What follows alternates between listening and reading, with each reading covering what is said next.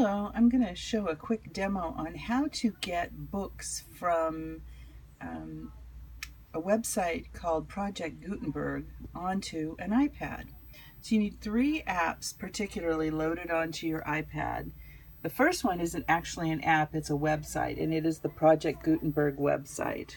So when it's gutenberg.org, free books by Project Gutenberg. Turn this to see if I can deal with the glare. Okay, and the way you get that on your desktop is you use this icon right here and you tap on it, and then it gives you some choices, and you go down to the one that says add to home screen. And when you do that and tap on that, it gives you an option of what you're going to name it. Free ebooks by Project Gutenberg is the default, and that's what I did, and that ended up with this this icon right here, free ebooks. Then you need to have your Kindle app, and then you need to have an account for Dropbox or iCloud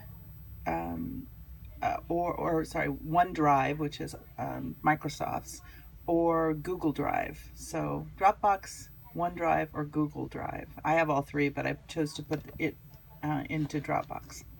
So what you do first is you don't need an account actually with Project Gutenberg. What I'm going to do here is I'm going to search for children's books, because in this case what we're looking for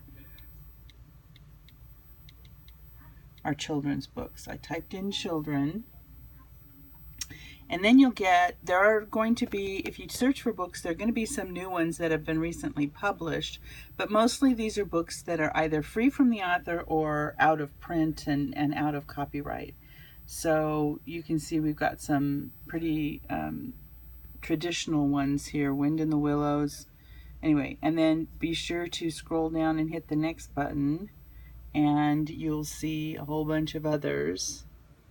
And this looks interesting to me, Japanese fairy tales. I remember when I lived in Japan, I did a lot of Japanese fairy tales.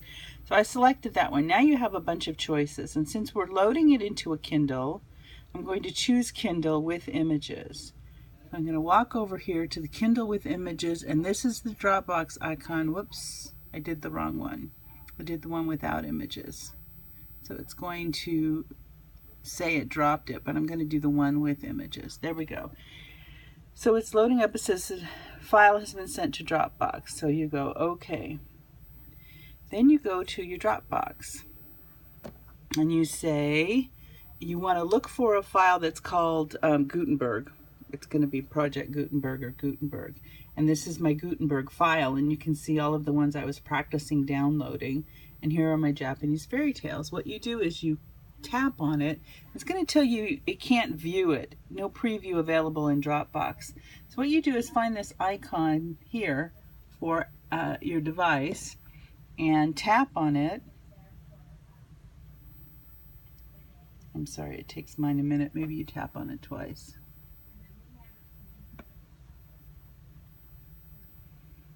Anticipation. Oh, no, it's this one. My bad. Okay, yeah, it's the up arrow. And you say open in. And one of your choices is going to be Kindle. So you've asked to open it in Kindle, and voila, Japanese fairy tales, it's already opened in Kindle. So then when you go to your Kindle, it's there. Or you can go back to your library and you can see all of the books that you have. But the 3 apps that you need kind of side by side are the web link to Project Gutenberg, your Kindle, and one of the boxes. I use Dropbox. And if you want to move these around so that they're next to each other, hold on it until the icons wiggle. And I'm going to actually move this over like that because this is the order in which you use them. Then hit on your home button, and they're all set, and they're in the location that you want them. So let me know if you have any questions.